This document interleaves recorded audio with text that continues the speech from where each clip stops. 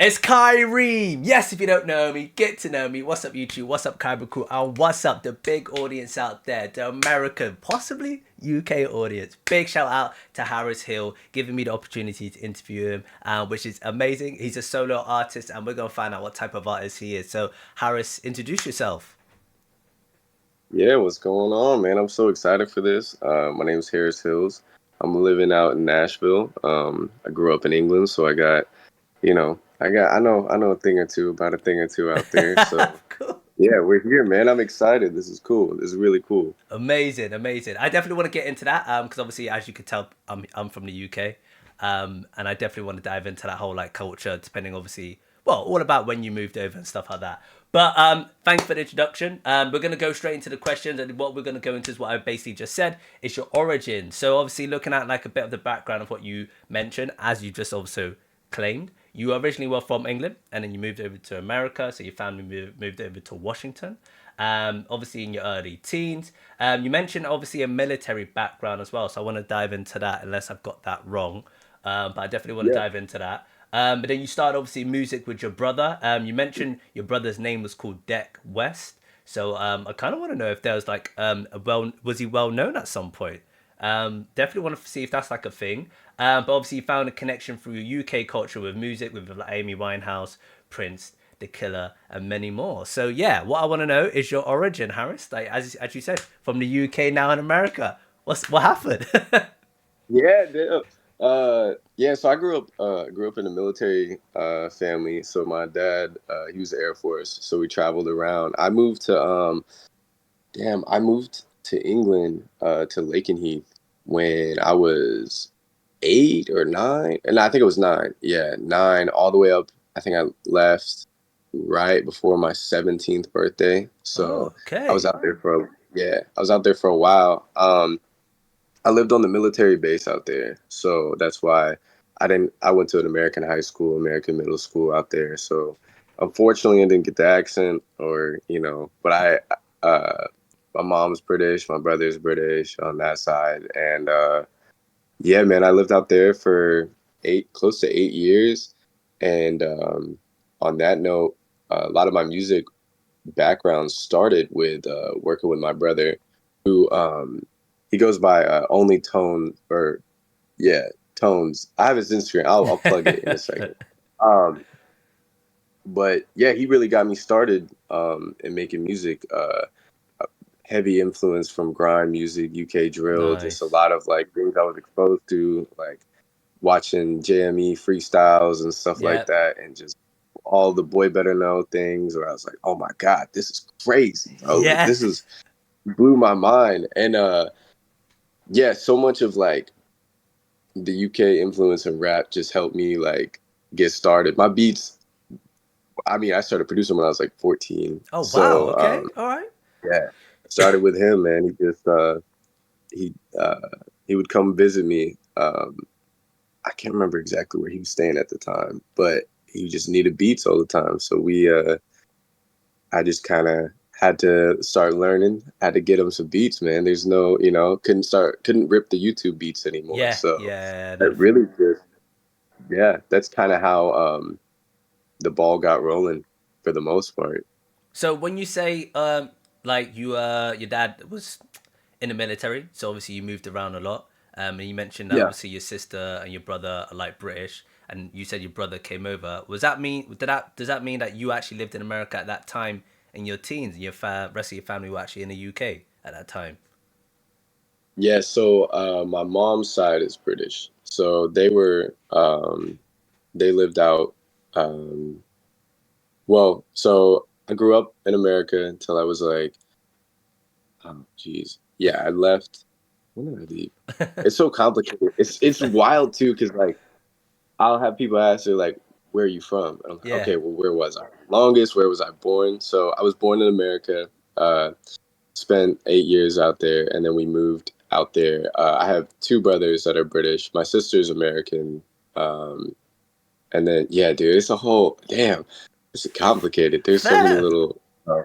But yeah, so yeah, they still live out there now. My Fair. grandma, my brother, uncles, cousins, all that. Um, we left.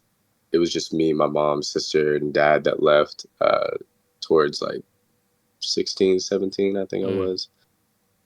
How do you know? I am 22. Oh, so not that long ago, to be honest, bro. Like, if you think about it, it's No, probably just yeah, after the pandemic. So it's not that yeah, long ago. yeah. I think back on that sometimes. I'm like, I feel like I've been in the States for a long time, but then I'm like, oh, this is, yeah, nah, it hasn't been too long. Yeah, I'm surprised your accent hasn't like like a twang to it. You sound very strong American, so I'm surprised you haven't got like a little British twang or picked up a little lingo like now and then.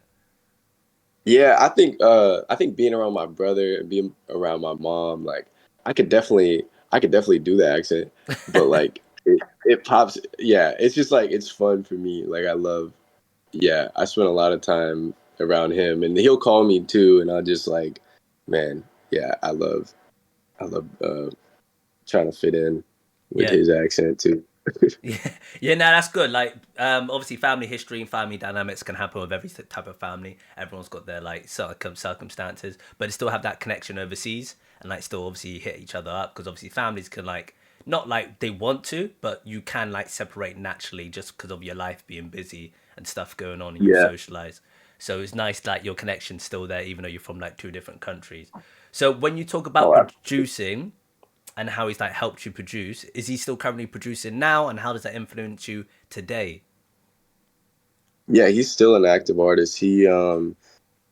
Man, he sends me like it's unreal, man. He's been sending me music probably like every other day for the last like oh my God, like 8 years, 7 years. Like it's always he's always just being like, oh, I made this, I made this, I made Mm, this, and I do the same. Like I'll send him demos, and yeah, he still makes music. He's still pushing music videos, pushing content pretty consistently. He's been at it for a good while.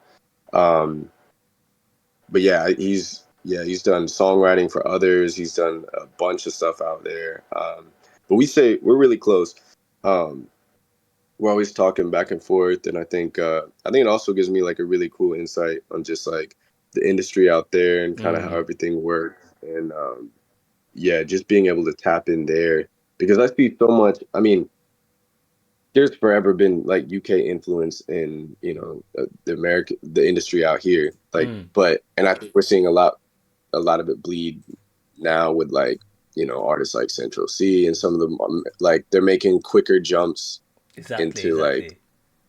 yeah into the pop over here. So I think yeah it's really is I have a really unique like plug for UK like uh everything. No, definitely, man. Like the sort of stuff you hear now, people say like Central C's got a very like American style to him. He's very influenced like by that. I don't really hear it as much, but people do say obviously there is a bit of a twang there. So to like have that sort of like culture, I guess, or the popularity of music in the UK be influenced or listen to the American audience Yeah. is crazy. You mentioned obviously the old crew, Boy Better Know, Jamie. If people don't know that, those are like old Yeah. school grime, like your Skepta, Gets. I was trying to figure out who created grime again. Guy, oh, I should really know. The guy begins with W. My mind's gone blank, and I think that's embarrassing for me. Oh, damn. What? Wiley. There's a guy. Yeah, that's who Riley. it Yeah, is. yeah, Yeah, took me a minute to figure yeah, that out. Jeez. Yeah. Wiley. Yeah, originally created grime. People, if you don't know grime, definitely go check it out. That's probably like the purest UK sort of music you'll hear. So yeah, it's mad that like that's inspired you.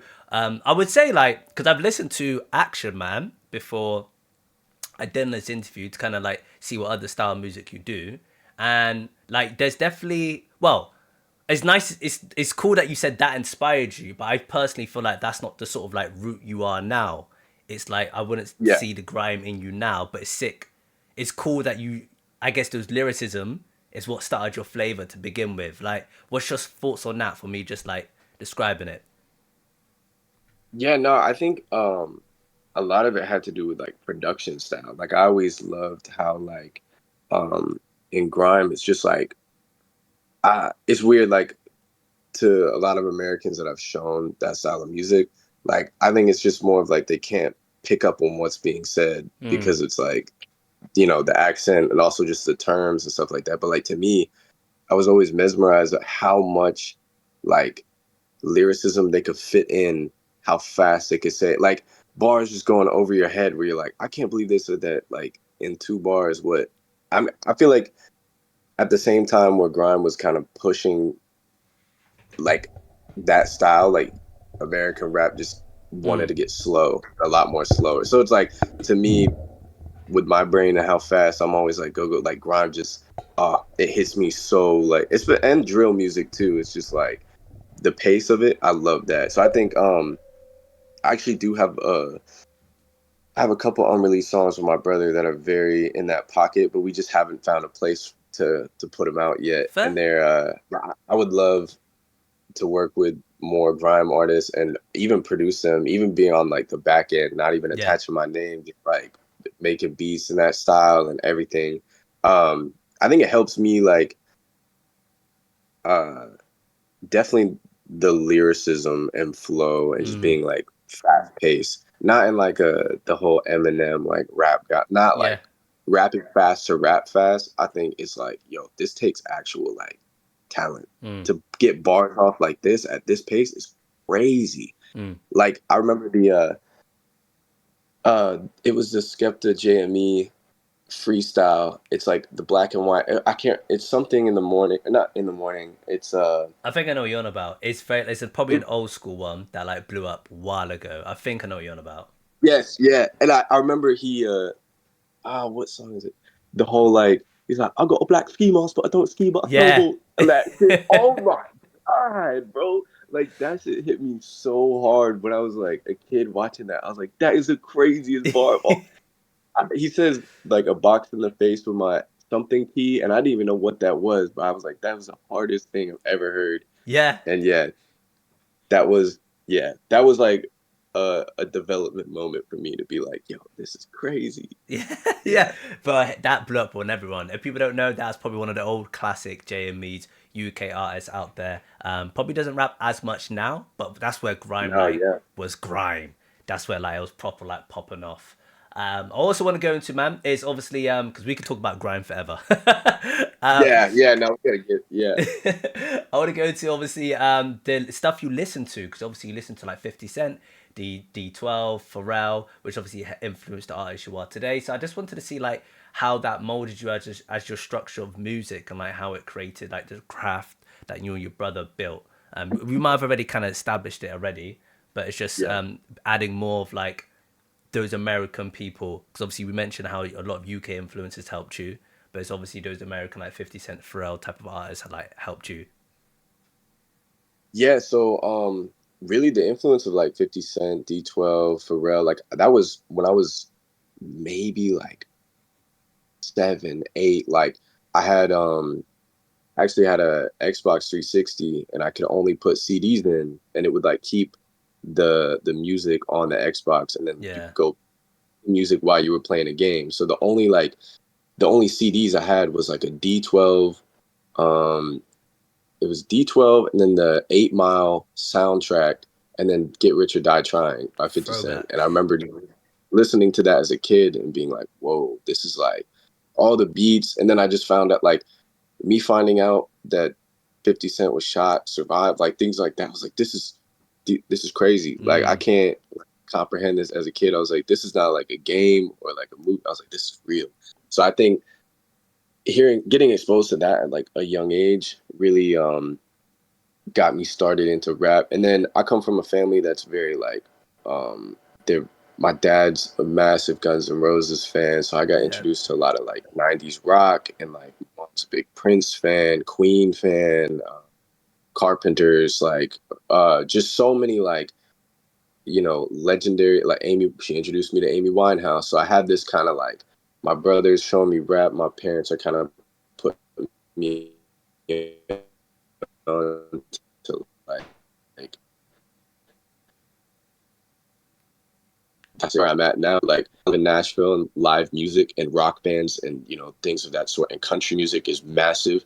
So now I've got that, and then I come from a background of producing for like underground rap and that. So it's really been like it kind of mimics how I grew up. all over the place. Mm. Like my music style just stems from so many like so many backgrounds that now like uh we have we have rap EPs that are complete rap. We have like underground sound and EP. We have I have guitar players in the studio that we're building like rock songs, like indie songs. So Fair. it's All just right. like this.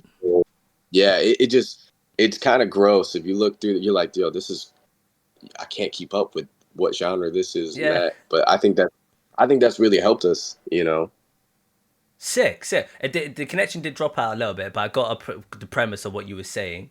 So that's sick. That obviously you get more like I guess the whole family and influence that you've grown up around, and the music you listen to is all like UK and American, and is evolving who you are today. There was one thing I looked into, which while we're on the topic, we'll go into it now. Is just obviously you've described how what sort of music influences you, the sort of music you're like creating in like different type of genres. But I guess what would kind of like what would pinpoint your genre today? Because I saw something referencing that you kind of got a similar sort of twang to like Jack Harlow. And when I listened to you on Action Man, I was like, bro, I could definitely hear it. I could definitely hear that little like Jack Harlow kind of thing and twang. To be fair, what would you name? What would you classify your genre of today? What would you say Harrison Hill's genre is? I think I would safely put it in like alternative pop for the most part. I think a lot of the rap influence that we have, I think like someone like Jack Harlow, you know, for commercial rap is, you know, like very strong.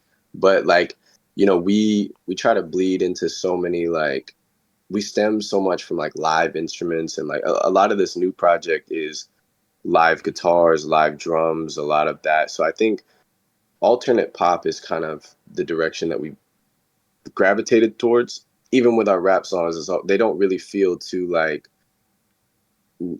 boom bap or any of that. We just always kind of like pushed in that direction, and I think Mm. I have a lot more of that in this new project. So I would safely put it in like the alt pop world. Nice, nice. No, I like that, man. I like that. Obviously, it falls under a sort of genre that everyone's familiar with. Something likable, Yeah, something relatable, and catchy too. So that's sick. That's sick. What we're gonna go into, man, is a bit more like about your experience in 2020. So you did graduate, so congratulations in 2020 during the whole pandemic, and obviously that's yeah, probably one of the hardest times because it was like lockdown.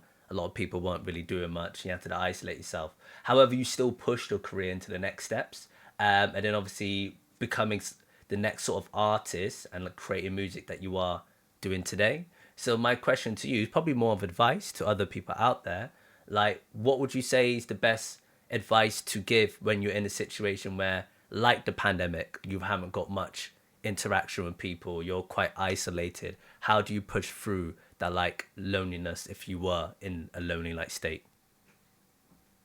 yeah. Honestly, like the biggest thing that kind of got me, I mean, I kind of lucked out. Like I was able to leave Washington State during the pandemic, and I kind of took it as like a step into like a new direction. I was like, I didn't want to go to college. So I was like, I'm gonna come to a city that's really, you know, blooming with music so I can feel inspired. And I think having good people around you and building like a community, like a support system is like that is the absolute answer every single time. Like you, especially in music or art or business, whatever you're trying to get or accomplish, like even if you don't exactly know like where you're trying to go with it, or maybe you don't even know if this thing is like for you, having like people to bounce ideas off and like be there to check in with you and just like build something like that has helped me like tremendously. Like the people I have around me now, like even my engineer, Jaden Giles, like having that like relationship where it's like, yo, this person like they know kind of where I want to be, so they're helping me push me there and I'm pushing them. And like even I mean, I'm working with producers and songwriters who like you might be able to do your thing by yourself and like think you're going in the right direction. You could spend 10,000 hours working and working and working and working. And then you might work you might work with someone one day who completely just changes your whole mind on Mm, everything. mm.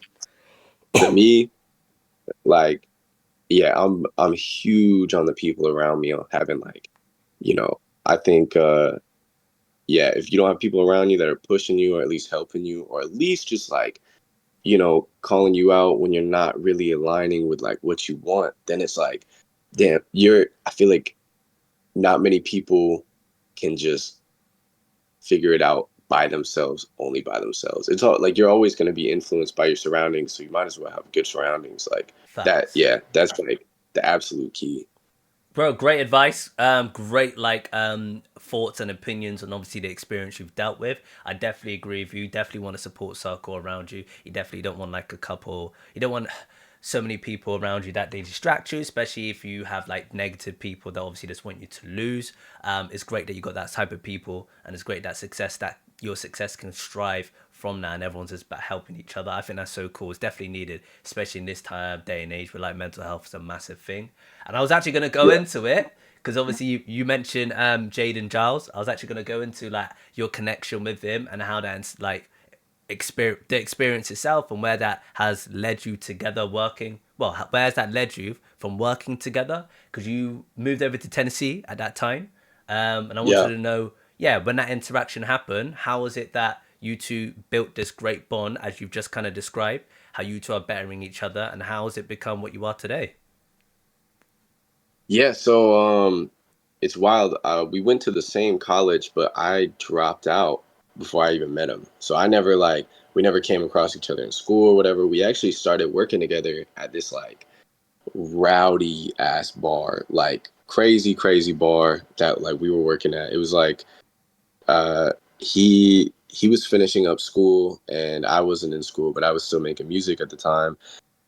And yeah, we kind of just like accidentally, like we talked and he was like, yeah, I'm an engineer. And I was like, oh man, I make music. Cool, cool, cool. And then you know, we didn't really do too much at first. And then he invited me to a session over at the college. And I think once I got to play him some of the music and I actually got in the booth and like, you know, put down a verse, he was like, oh, okay. Like, oh yeah, you actually make music. It's not like someone being like, yeah, no one's like, oh, I do that. And like, yeah, my friend does that. And it's Yeah, like, yeah.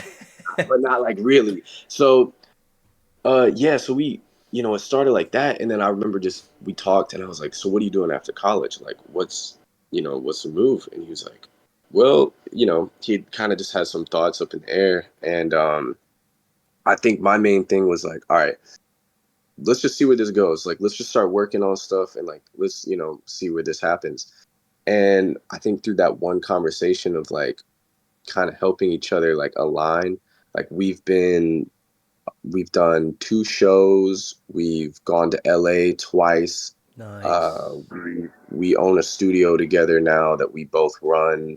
Uh, we we've hosted so many songwriters, so many producers that have come through, so many live instrument players, singers. He's shot two of my music videos.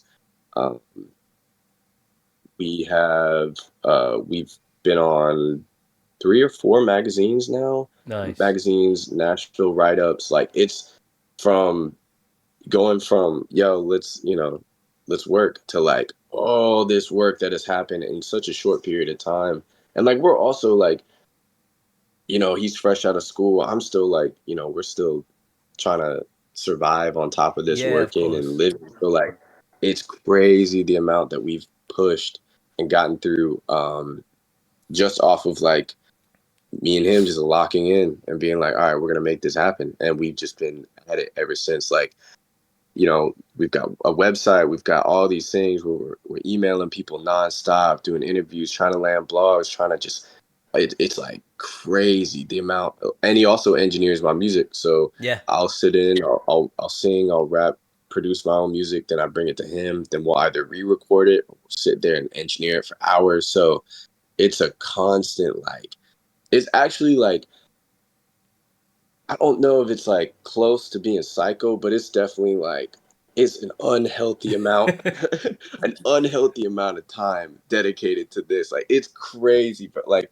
we used to we used to work at the same job and we'd work an 11-hour shift and then go to the studio for 5 hours Yeah. afterwards. And it would be like it's crazy. It doesn't make any sense, but we just yeah, when we lock in, it's just like we have this understanding that like there is no backup plan. Like this shit is gonna work. Like so yeah, and that ties back to the last question. Just like if you could find someone that has that same like dedication or even a support system or group, like that's gonna take you so much further than Mm. like you know just being by yourself. Because we go up and up, we have ups and downs, and that's always gonna happen. But having someone there to just be like, yo, stop messing around. Like, here's this. Let's go. Let's go. Let's go. Yeah, And bro. Carry on, no carry on, sorry. now that's pretty much that's where we're at now. We've got a really, really good like not work life balance. We're pretty heavy on the work part, but like uh I think I think we're heading in a pretty good direction, for the most part. I think you said it, like you nailed it on the nail or on the head, if people say it. There's no backup plan. Like literally what you said. It's the whole premise of constantly putting yourself forward, and it's quite a cool story. You did go to the same school, but we never crossed paths, and later we crossed paths. I'm like a corny guy. I love seeing that as like it's meant to be, like it's destined, like fate kind of thing. Um, Yeah. but like that, yeah, that person that's obviously gonna pick you up when you're down. As you said, there are down moments. We're human. Like it's normal. You're not gonna 24/7 be on it, on it, on it, on it.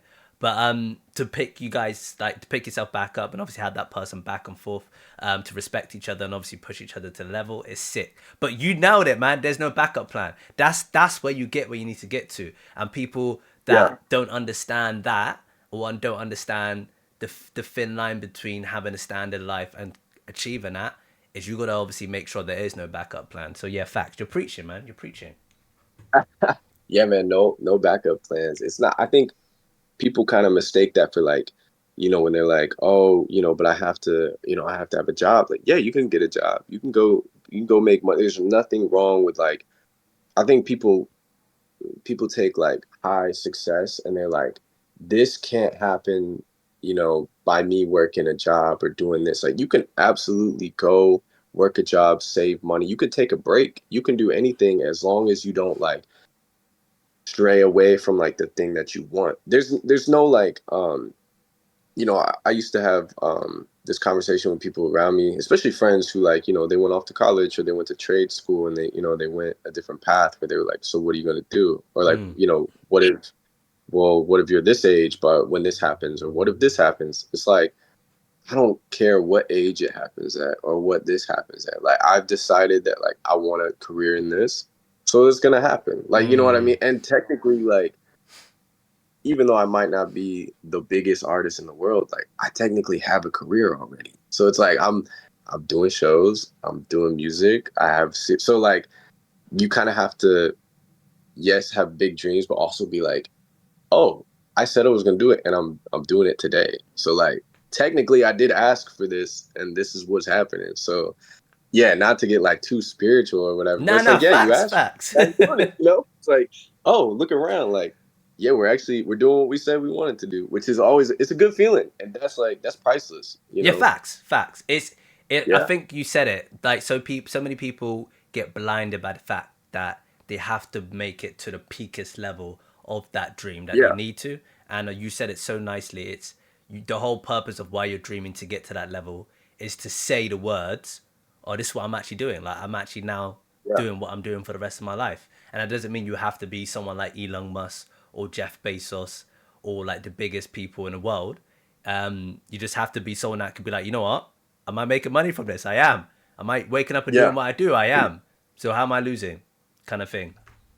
exactly. Yeah, that's that part of just being able to like, and that's why like we're really big on celebrating like little wins. Like if you can Mm. celebrate all these little milestones, like it doesn't matter how big or small they are. Like even us doing the show, we did a show at the East Room, and like for us, you know, this opportunity came out of nowhere. But like we hadn't done a Nashville venue yet. We had done like outside of like near the college, and I had gone to Spokane. I'd done a show in Idaho. I've done shows before, but like Nashville, we hadn't made our debut yet. So like we celebrated that. We're like, yo, this is crazy. Like, this is great. We had this. and now we're getting hit up for more shows and bigger Mm, venues. So it's been like we took the risk, we jumped on it, and now like small wins. You just got to do that. And like even when we doing an interview, anytime like this, we get to talk about, we get to share with people what we're doing. Like it's a small win. It's always and like I yeah, I love the or eat like even get an email back that's yeah. like, hey, I like your song. That to us, it's like, yo, they like us. Like, Yeah. let's go. This one, it's like, yeah, like this is all these like wins. And yeah, I like to measure things like that because I think rather than chasing this big win all the time, you kind of you know, you won't look at those small things, and the small things are what builds everything. All the Yeah. conversations, all the long talks, long nights, like that shit is that's what we do it for. So, yeah, Well, perfect, man. Like, I think that's very inspirational and very like motivational and very relatable on the way you said it. So I definitely want to go into what you previously mentioned in that whole like spiritual conversation or preach that yeah, you were saying is about touring. I wanted to obviously ask a little bit later, but I'll jump into it now. yeah. You said you toured around different locations, performed around different locations. So I just want to know what your experience is like in that. What's the touring like? Because obviously there can be some downsides to touring, some things you can't control. So I just want to know like where have you been around? Because obviously you mentioned just the Nashville one, but where have you toured? And you also Yeah. mentioned LA. Where have you toured? What's the pros and what's the cons? Yeah, so I hopped on like a mini tour. Um, I did a headlining show in Murfreesboro at this place called the Laundry Room, which is a great venue. We did that. That was kind of my debut as Harris Hills, like when I had kind of switched over everything and been like, all right, now it's time. And then I had gone over to Spokane, Washington, which is where I was living before, and I did a show out there. And then Boise, Idaho, I did a show, and then East Room was the last place we'd been. And now we might, maybe I think we have something lined up soon. I'm not 100% sure, but before that, I had done a festival one year when I was like 17. I'd done shows in high school where I was doing like I was just putting them together, paying like these venues a couple $100 just to go in and like have people from my high school pull up. So I'd been doing shows before. I think the tour aspect is very it's weird. It depends because like man, you can go into one venue. I remember the Spokane venue was wild because like a lot of my friends from high school were there. So it was like, ah, this is weird. But not like it had already been a couple years since I left. So we kind of like I was so excited to see them. Mm, And then there was just people there that like I hadn't seen in a while, a long time actually. And yeah, I think that show was good, but it was very, very strange. And like actually I love Spokane, but like that was a weird show. That was super weird, bro. That was super what weird. what I'm made not even it gonna lie. what made it weird? And first off, like I love Spokane, and there's so many great artists out there, like Jang, Top, Affiliated, Zayshawn Hay. Like there's so much talent in that city. It's crazy. But I talk with them all the time. It's just like the infrastructure of that city doesn't really align with one with live music and two Fair. for hip hop and rap and just showcases like that. There are places for it, but a lot of those artists out there, they're having to make the opportunity themselves. So Fair. I think when I got there, yeah, it's always kind of a gamble on the crowd. And for one, the stage was so high up. It was crazy. Like it wasn't even. It was like in a bar. It was a bit like it was huge, but like the stage was high. They had like a lighting bar that was like hitting you in the face. It felt like it could have been a comedy show because you can't see anybody. So I'm Mm, like, this is weird. And then next day I go over to Boise, and it's in this arcade bar, and there's no stage, so you're just in a like you're standing in the back of the room and people are just crowd around you, yeah, which yeah, like if you have there's footage on YouTube of me performing at the Laundry Room. It's like I'm jumping in the crowd, I'm doing this, and then the Spokane show, I'm like, oh, I can't get down on the crowd, this is crazy, like.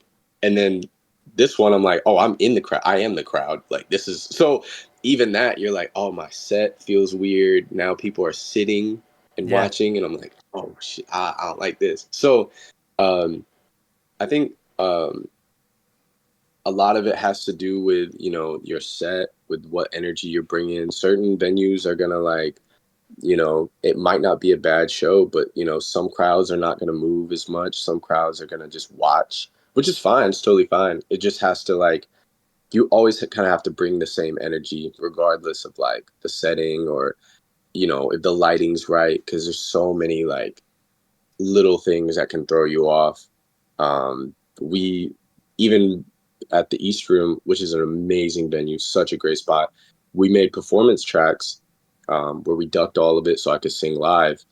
And by the time we got there, I guess we had kind of messed up, so it was so loud. So even that, Ah, like, so now the show's starting, people are coming in. I got my laptop next to my ear. I'm trying to turn everything down, and just there's things that happen with live sets that just kind of like, uh, they're not bad, but it's like, yeah, it's definitely a whole different world getting in front of people. fair, fair. It's as there's pros and cons, man. Obviously, that's why I wanted to know your thoughts on it and like how you deal with it and how you control with it. But I guess it's all a learning curve, and it's only just gonna make you Yeah. get better and better and better. And now you know from different environments that you've like performed in, when people are sat down and people are stood up or cramped spaces. I hope from now you obviously know how to utilize that and obviously perform that to your fullest. And that's gonna lead me to my next question about like your fan base, your crowd, your supporters. Like I take it now. Obviously, you're more obviously as we can claim you're more obviously American with the style and obviously the like not influence, but the music you do today. I don't know if you're well. What my main question is, I don't know if your audience is mainly in the UK or in the US, but like where's your fan base located? What's the support like? What's your community like? Like how's that how has that experience of you growing as an artist made you are well, I wouldn't say make you who you are today, but how's that experience as you as an artist has come about today? Yeah, I think a lot of my fan base, I would say it's like we definitely hit more American markets with like the music. I think a lot of my community right now is just other like, producers, songwriters, people in the industry. Like, that's for the most part who we get the most support by. There's like, the music community here is just so strong. So like, we could throw a show, and our friends of friends of friends are gonna show up, and because people just they love it. Some people just go to music venues here just because it's Friday night and they know Yeah. something's playing. So like, I think, yeah, I mean, I'm constantly running into people around the city who, they've heard my song before or whatever. And like, it's, I think it's interesting because like for some places, when we think of like fans, you're like, oh, like, this is just some random person who's heard you before. But like, Nashville being such a big music city, it has this weird, like, small community feel, because like everybody kind of hears about each other, and they're like, yo, I've seen you here, or someone on Instagram posted you, like, I also make music. So I'm always running into people, who, they've heard of me or heard my music, and I'm not even that big, but it's like they just, we just kind of know. Everyone keeps up to date with each other, Mm. which is great. Like, I do the same thing. I think, if you're gonna do music, like, you gotta be a fan, and you gotta be like someone who's not afraid to like show support too. Like, I'm going to my friends' shows. I'm going to see them. I'm trying to like, I'm reposting their stuff just as much as they're reposting mine. And like, that's how you get fans for the most part. Yeah. You just support what other people do. And then when people like what you're doing, they're going to engage. Also, I think you got to be authentic as well, which is what we really try to do. We don't try to, we're not really trying to do things just for views or just to like gain popularity, and not hopping on every trend. Like, we really like what we do, and we want to keep putting that out. And Mm. if that attracts people, we hope that like, the fans we get from there are people who are going to want to stick around and hear more. And yeah, I mean, we headlined a show Nice. with, I think it was, I don't know how many people showed up. We had the whole room filled, and we only had two songs out at the time. So it's like, and they weren't even. I don't even think they had over 1,000 plays on Spotify. So Yeah, like, you know, you can do a lot in this industry with just like being authentic and knowing and like being genuine with people. Like people will they will show up. So yeah, it's been yeah, things like that. Or like me going out to Washington and Idaho being on that tour. It's like I only had two songs. I had a whole like line I had a whole set of like unreleased music, but released music, nobody knew who I was. So mm. it's yeah, you can do a lot with that. I hope like your fan bases gets bigger and bigger, and as you mentioned, that interaction, it's just another priceless thing when you're walking down the street in an area and people bump into you and go, "Hey, I recognize you from somewhere." That's like, there's nothing that can like take that moment away, or there's nothing that can describe, as you said, priceless. Just an interaction with someone that recognizes you, especially through what you do and the art that you make. Yeah. That's such a beautiful thing, and I just hope like yeah, everything's just more prosperous. I was gonna reference something, but my mind's gone blank. But either way, uh, it's amazing what you said, man. Were you gonna say something else? Um Man, oh, I had a actually when I came back from the shows, I flew back to Nashville and oh man, I'm gonna feel so bad. I know he plays in I believe it's a band called the 1 a.m. Windows and which is they were a band that was like at MTSU that I'd seen perform a couple times. And I remember I'm walking out, I just got my bag and I'm waiting for my ride. And there's only one other person like in the mind you, BNA Nashville Airport's massive. Like Okay. I think like Heathrow is probably way bigger, but like this is a major airport. Like this is huge, right? So I'm walking out. There's only one other person in this like in the pickup area. And they walk right over to me and he's like, "Yo, are you Harris?" And I was like, "Yeah." And he turns and he's listening to one of my songs. He's like, "Bro, I was just listening to this."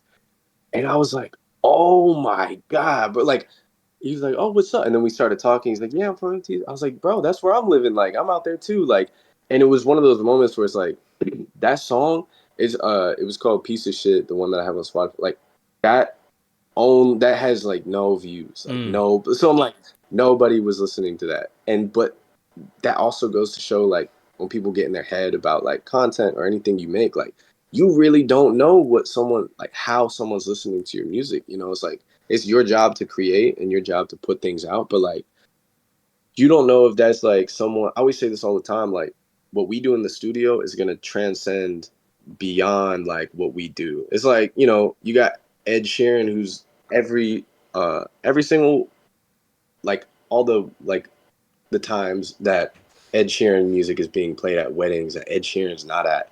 He's never ever gonna see the amount of people that fall Mm. in love to his music. He'll never see that. But like just to know that people are using your art to like express themselves to their relationship or to their friends or to be like, yo, I'm gonna put this in the car. And these are like fundamental moments of people growing up or going through life. That is like, that shit is great. That's like that's the most addicting part of like this whole music thing is like there's infinite possibilities and like people will use your music for like I don't know, even if they're drunk and partying, like that's their party song. Oh my God. Yeah, like Yeah. they're gonna remember that forever. And now when they play that song, they're gonna be like, damn, remember that like that one summer or like, you know, yeah. That gets me that's what gets me going, man. It's like just knowing that I could be the soundtrack for people's like, you know, for their life or whatever they're going through, you Yeah. know? I think, no, you said it perfectly, and you reminded me exactly what I was going to think about when I blanked out. Is finding your audience. Yeah. As you said, people are so fixated on like worrying about what's gonna come out, or not what's gonna come out, what they're afraid to put out. How do you want it to be a particular way to attract certain people? You really just need to go there, chuck it out, make sure it's, as you said, authentic you, and just love what you create, because you will find someone will like the same thing that you like. It'll be out Yeah. there, especially like with myself and this opportunity to have the interview, the YouTube channel I'm Yeah. creating, now reaching obviously 15K. I found an international audience. I hate to say it, a lot of my people weren't supporting me, especially in the UK. I didn't really gain the traction I did. So I was like, you know what? I'm putting my stuff out there, and I've gained an international audience. And like, there's someone Yeah. that will like you. and there's people mess with me just like they mess with you because Yeah. there's a fan base out there that messes with your stuff. So yeah, just to highlight on that, man, it's very true. Just do what you need to do, and someone will love you, man. Someone like people will love you out there. Salute. Like if you, it's crazy too. People will see something like 15,000, 10,000, or like even on TikTok, like we accumulated 28,000. Like, and that was just off of me like posting like funny videos or whatever. But like, if even if you have a video that pops off, let's say it's 100,000 or just something that happens, like, yo, imagine standing in front of 100,000 people, or like even like if you have 15,000 people that like even not to even like break it down like when but Yeah, like 15,000 people and you just stop today. You have 15,000 people that like let's say they paid you like $1 a month to do like or £1 a month just to do your thing. Like you wouldn't need there's some people out there with millions and millions of subscribers and stuff like that. But like those I think it goes back to that whole like we're not celebrating the small wins enough, you know, like yeah, that's a lot of people. That's a lot yeah. of people. 15 it's a lot. Like if you were in a room right now with 15,000, that would be a soul that like that's Exactly. crazy. Like yeah. So yeah, congrats on that. That's a huge win. Yeah. Thank you, bro. No, thank you. I always downplay it because I always want more. So I always like Yeah. everyone says it. You're your own worst critic, but a lot of Yeah. people like preach out and they go like, "That's not easy to get," and you need to understand that's Yeah. mad. So now I appreciate that. And what we're gonna do, man, I'm just gonna finish it off. Is as you mentioned the whole unreleased music that you mentioned. It's just what have you got coming next? So like, where's your music direction now? Obviously, as you said, you're like a oh my man, what sort of genre did you say you were? Something pop, like an Ash. Yeah, I would put it in like There you go. alternative pop and you know with elements of hip hop very very heavily present. But I think where we go alternate pop is just because like we have so much in this. So um essentially we want to release an EP. Like we Yeah, have you said you had an up and coming one soon. yeah. That was about to Um happen. yeah, we want to put an EP out. I think that's going to be super fun. And I think a lot of everything gets put in that alternative pop category because we're using live drums. You know, it's more of like heavy on guitar, like a lot of guitar and everything. So, yeah, I think that's where it would be. But definitely, I haven't released a big body of music in a while. I released a project when I was like 18, that was technically an album, but I think this is probably the most polished like work that I've done in a while. And it's just a matter of like uh there's so many songs to filter through, but once we get this like nice, you know, set list of songs that feel like a project, I think we're like one or two songs off from having it done. So definitely an EP. And then after that, just we're going to go on a show run and do a bunch of shows, more music videos, more content. Really just like we kind of tested the water with Cops and Strippers and Hate and kind of like really push those songs. And now I think we're ready to kind of double down and get a bigger body of music, especially so that we can, when we're doing shows, you know, people aren't just coming back to our page and be like, oh, where's all those songs? Like we do want to have uh, I think having like all the songs out when we're doing that, like we can get a better feedback response when we're performing. It Mm. kind of feels like it's like on TikTok, you know, like if you put a song out, a snippet, and it goes fire, and then you drop it, and then people were only in love with the snippet and not the thing. We'd rather Yeah, have the thing out for people to have access to.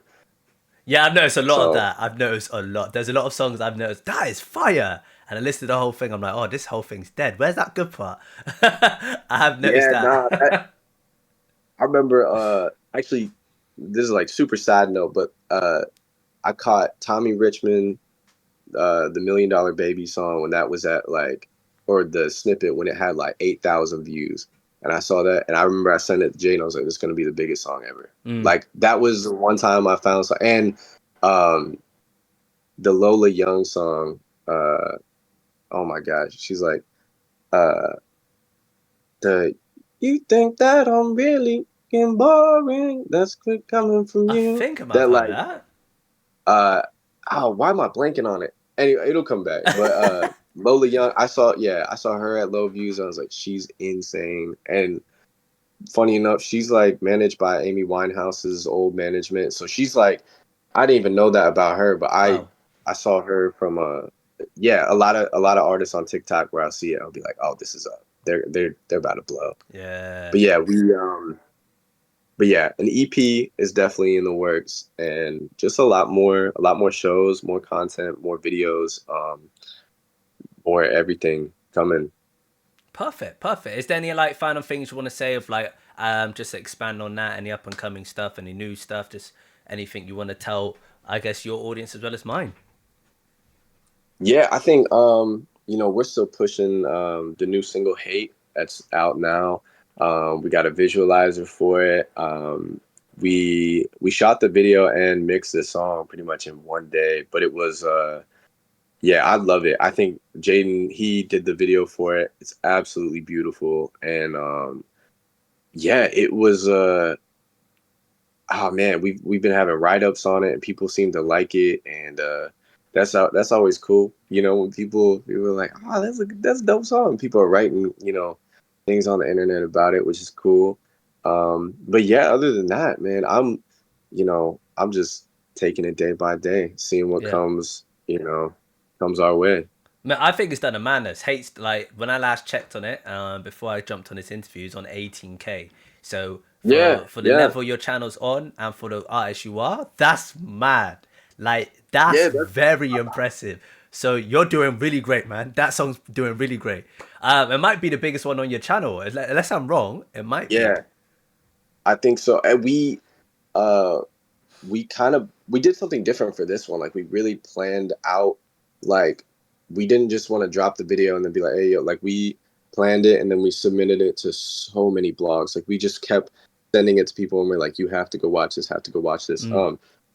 Excuse me. But yeah, it's been like, it's kind of weird when you do something properly and you're like, oh, okay, like we're gonna be really, really like surgical about putting this out.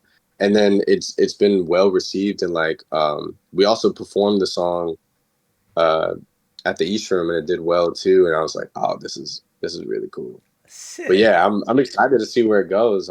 Yeah. Mate, I feel like it's just gonna get better and better. Your career's gonna go up. You're very positive. You've said well, you've preached a lot about like enthusiasm, backing each other, having that support, having that friendship. But Yeah. mainly, the biggest thing I'm taking from this is what you said. There's no backup plan, and I really resonate with that, especially with the stuff I'm doing. So yeah, it's sick to like hear you preach that. It's Harris. It's been amazing to communicate with you. It's been amazing to have this opportunity with you. Thank you for allowing me to obviously have this conversation and this interview. For my audience out there, definitely go check out the song Hey. I'm going to leave a link in the description. Any of its socials as well, I'm going to leave in the description as well. Everything I can about Harris and any up and coming stuff, I definitely shout out on all my socials. But yeah, anything that you need to know is all in the description. Harris, it's been a pleasure. Yeah, talking with you, Okay. communicating with you, knowing your origin, knowing the artist you are today. And I just hope everything just goes up and is more prosperous for you. Yeah, basically, that's all I got to say. But now I appreciate it a lot, man. Thank you. Hey man, thank you. Like I said, thank you for hitting us back, man, and having us on your channel. I'm excited, bro. 15,000 people, man. Just give me like two people from your channel to like me. That's all I ask for, man. And you're included. So like if Yeah, it's yeah. one person, that's all I need. That's all I need. I don't need any more than that, man. But yeah, we appreciate it, man. All the way from Nashville. And if you're ever in the city, you know, need some cowboy boots or whatever, we got you, man. But I need to step into America. I've never been in my Oh, life. you never Uh, did? Oh my god. Yeah. nah, I need to step in. All right. I really wanna. What I wanna do, to be honest with you, I've said it a few times on my channel. But my plan is to take the channel to the next level. Start going over to countries where these bands I react to perform, and I wanna like Yeah. film and like communicate with them face to face. That's the next step. I need to start doing Yeah. that. I want to do that next year or the year after. I just need to plot time, book it, pay it, and then travel. I'll probably start in Yeah. the UK, then like take it to Yeah. America. That's like literally the end goal. That's what I want to do. Hey, well, when it's time to come to America, you got a spot in Nashville, man. We'll hook you up. We got plenty of bands for you to interview if you want to come out Ah. here, man. We got you. But most definitely, man. Yeah, 100%, Yeah, 100%, man. Thank you. All right, we'll sign off now. But yeah, Kaiba crew, we are out. This is Harris Hill. Peace. easy, y'all.